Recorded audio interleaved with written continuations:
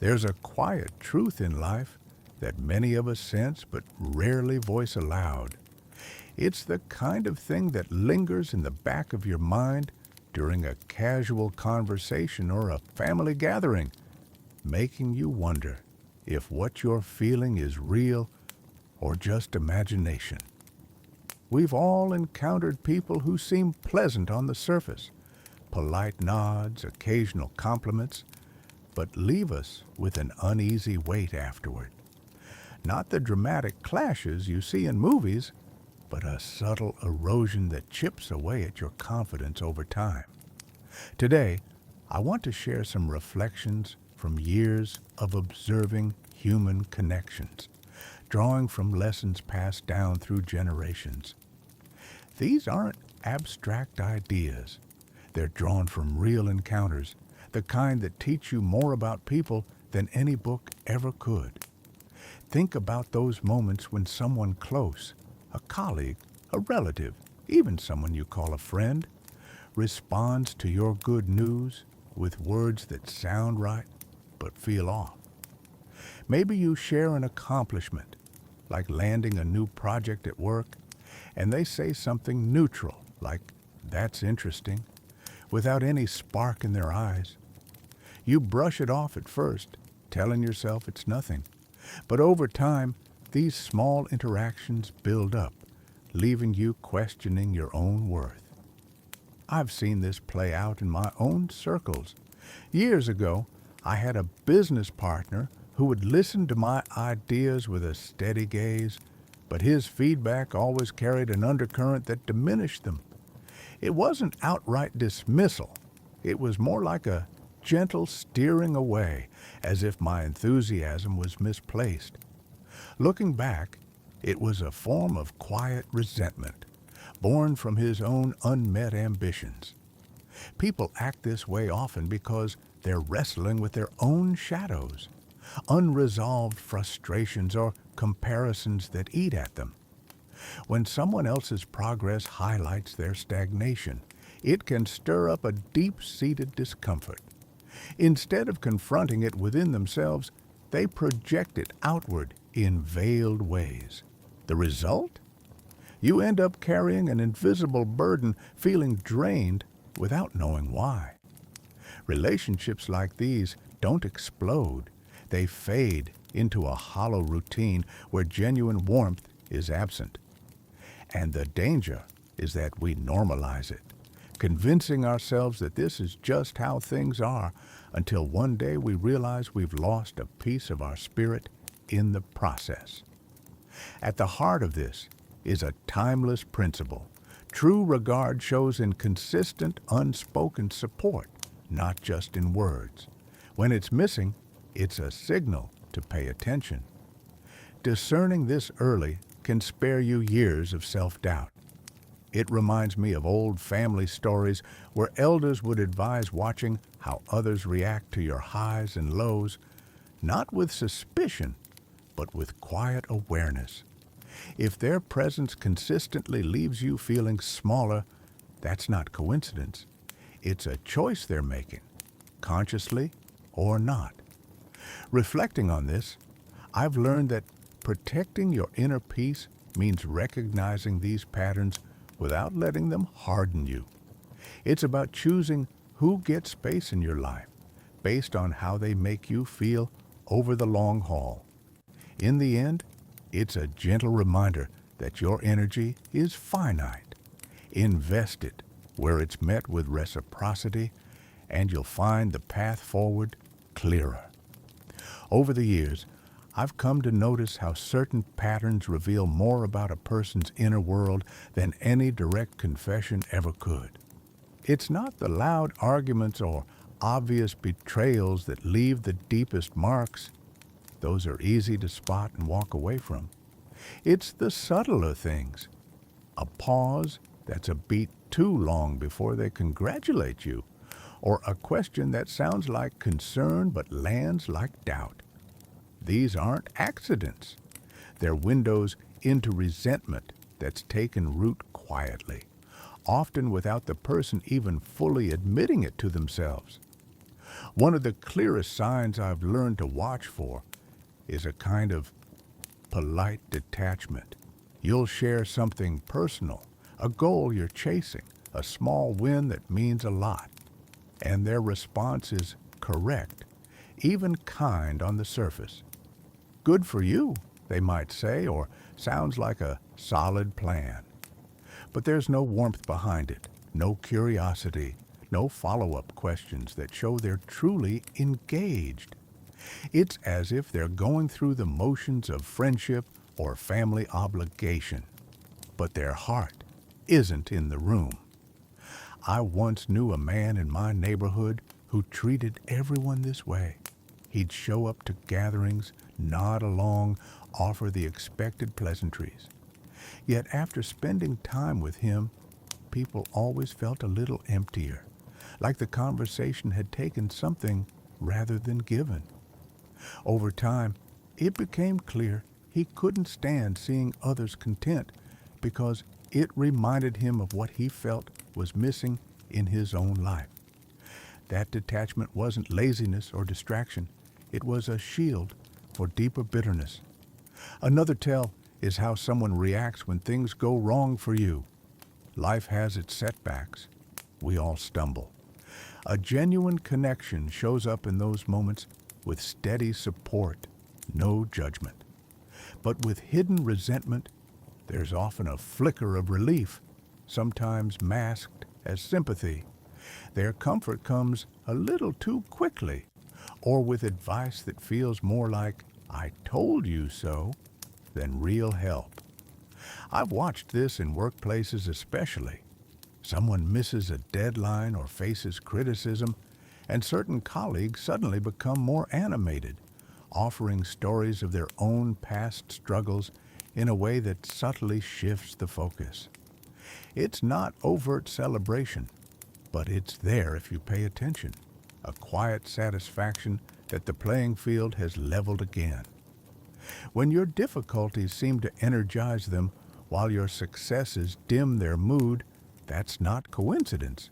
It's resentment finding a momentary release. Then there's the disguised caution, the kind of care that holds you back under the guise of protection. They'll question your choices not with excitement or encouragement, but with warnings. Are you sure that's wise? Or, "I just don't want you to get hurt." Said once or twice, it could be genuine worry. But when it's a pattern, especially aimed at risks that could lead to your growth, it reveals something else. They can't bear the idea of you moving ahead in ways they haven't. I remember starting a new venture in my 40s, something I'd thought about for years. A close acquaintance at the time kept listing all the reasons it might fail: the market, the timing, my age. He framed it as looking out for me, but years later he admitted, almost casually, that seeing me take that leap made him regret his own caution. That concern wasn't about my well-being, it was about keeping things comfortable for him. These patterns don't make someone a villain. More often, they're signs of their own unhealed places, fears, regrets, comparisons they can't let go of. Understanding that has helped me respond without anger. It shifts the weight off my shoulders. Their coolness isn't a verdict on my worth, but a reflection of their struggle. The deeper lesson here is simple but powerful. You don't have to carry other people's shadows. Recognizing these signs early gives you choice about how much access you grant, how much of yourself you share. It's not about building walls against everyone, but about wisely choosing where to invest your trust and time. There's another layer to this that shows up in how people handle your achievements. You put in the effort, things start falling into place. A promotion, a personal milestone, something you've built step by step, and instead of shared joy, you get a subtle downplay. Comments like, "Well, you got lucky with the timing," or "anyone could have done that in your position," It's never a direct attack. It's framed as realism or even a backhanded compliment. But it lands the same way every time. It shrinks what you've earned, makes it feel less substantial. I've had this happen with family members over the years. You'd think blood ties would guarantee celebration, but sometimes the closest ones are the quickest to qualify your success, as if acknowledging it fully would somehow diminish their own story. This kind of response often comes from a place where someone measures themselves against you constantly. Your step forward feels like their step back, even if that's not your intention. So they soften the edges of your win to keep the balance they're comfortable with. Over time, you might find yourself hesitating to share good news, holding back the details because you anticipate the deflate. That's the real damage, not the words themselves, but how they train you to dim your own light around certain people. Then come the small, repeated jabs, disguised as jokes or offhand observations. "You're looking tired lately," said with a smile that doesn't reach the eyes. Or, "Must be nice to have all that free time," when you've just explained how hard you've been working. Individually, these feel minor, easy to laugh off, but they accumulate like constant drips wearing down stone. The person delivering them rarely gets called out because each one is deniable. "I was just teasing," yet the pattern is unmistakable if you step back and look. I knew someone in a professional circle who mastered this. Every meeting, every casual chat, there'd be a little needle aimed at whoever was gaining traction. It kept the group off balance, and him at the center. Eventually, people stopped bringing their best ideas around him. What ties all these together? Detachment, quiet relief at your struggles, protective warnings that discourage, downplaying wins, and those persistent digs, that they rarely come from strangers. They're most painful and most dangerous when they come from people you've let in close. The colleague you mentored, the friend you've supported through tough times, the relative who shared your table for decades. That's why it stings deeper and why we often ignore the signs longer. We make excuses because admitting the truth would mean rethinking a relationship we thought was solid. But here's what experience has shown me clearly. These aren't random quirks or bad days. They're expressions of a resentment that has settled in, often fed by the other person's own regrets or insecurities. And while understanding that can bring compassion, it doesn't mean you have to absorb it. The principle that's guided me through this is straightforward. Your peace of mind isn't negotiable. When someone's presence consistently costs you energy, confidence, or joy, it's not selfishness to create distance. It's stewardship of the one life you've got.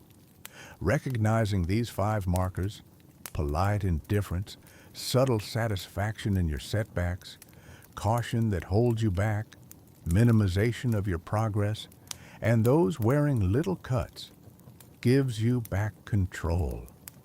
You stop second-guessing yourself and start seeing the dynamic for what it is. From there, the choices become clearer. Limit exposure, redirect conversations, or quietly step away when needed. None of it requires confrontation or bitterness. It just requires honesty with yourself. Once you start seeing these patterns clearly, the real work begins, not in changing the other person, but in deciding how you'll respond. I've found that the strongest approach isn't to fight back or try to expose what's hidden. That usually just feeds the cycle. Instead, it's about steady, quiet steps that protect your own ground without turning you into someone you don't respect.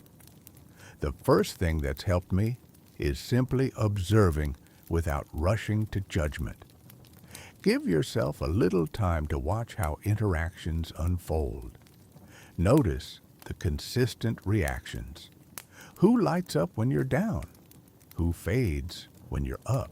Do this calmly, like taking stock of the weather rather than hunting for storms. In one season of my life, I did this with a group of longtime acquaintances. I'd mention a challenge I was facing, then later a breakthrough. The differences in their responses became impossible to miss. One would lean in with real questions during the hard times, but go quiet on the good news. Another did the opposite. No accusations needed, the picture painted itself. This kind of clear-eyed watching saves you from paranoia on one side and denial on the other. Next comes setting boundaries, which sounds simple but takes practice. You don't need dramatic announcements or long explanations.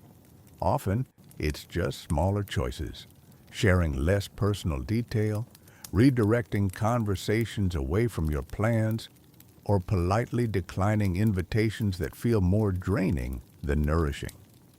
I remember a relative who had a habit of those little cutting remarks at every family event. For years, I'd laugh them off or change the subject awkwardly. Eventually, I started responding with a calm, direct line. "I don't see it that way," and then moving on. No argument, no heat. Over time, the jabs lessened because they stopped getting the reaction they were fishing for. Boundaries like that aren't walls. They're just honest lines about what you'll engage with. Sometimes the healthiest move is creating real distance, and that's harder when history or obligation is involved. But experience has taught me that staying out of loyalty alone can cost more than leaving. You don't owe anyone permanent access to your life just because they've had it before.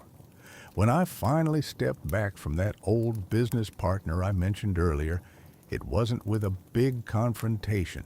I just took on separate projects, met less often, let responses to messages slow naturally. He noticed, of course, but without a fight to latch onto, it faded. The relief on my side was immediate. More energy, clearer thinking, room for connections that actually added something. One of the deeper pieces is working on your own inner steadiness. Those subtle digs and downplays only stick when they hook into doubts you already carry.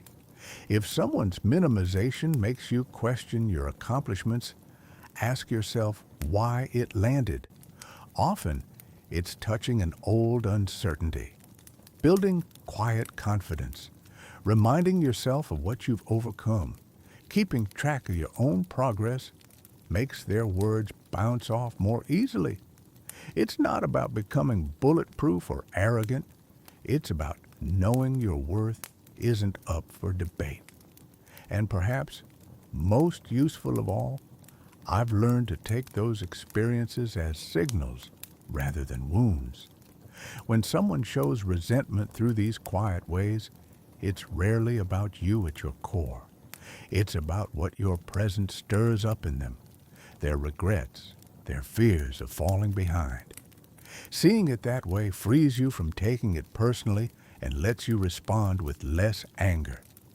These steps, watching clearly, drawing gentle lines, stepping away when needed, strengthening your own foundation, turn awareness into something practical. They keep you from bitterness while giving you back your peace.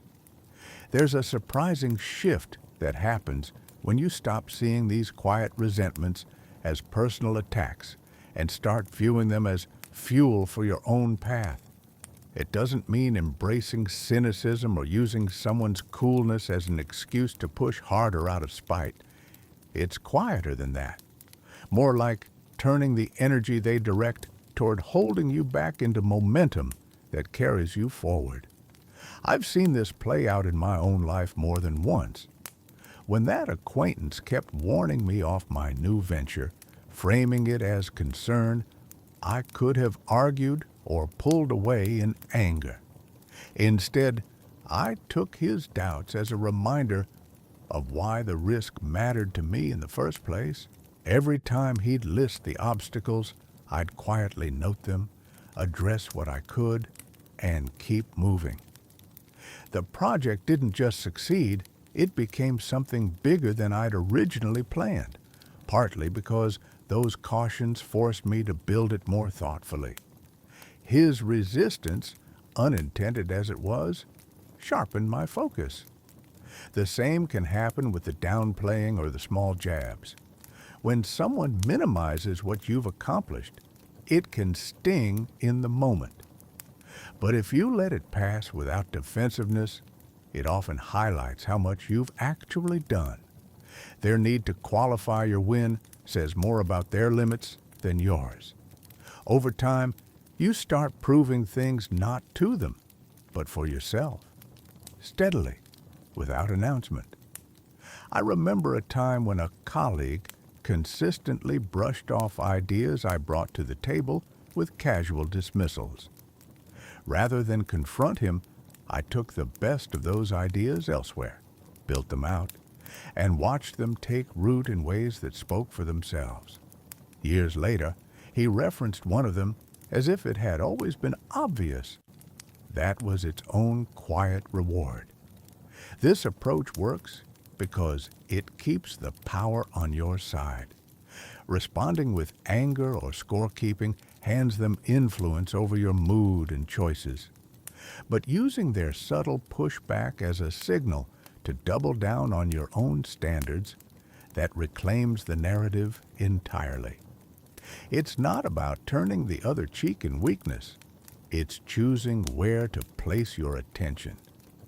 Their resentment thrives on comparison and reaction. When you redirect that energy inward toward your own growth and integrity, it loses its grip. Another piece that's proven valuable is surrounding yourself with people who don't require you to shrink. Once you start creating distance from those quiet drains, space opens up for connections that feel mutual. These aren't always dramatic new friendships. Sometimes it's a coworker who asks genuine questions about your work, or an old friend who picks up the phone when you're facing a setback without shifting the spotlight. What they have in common is consistency.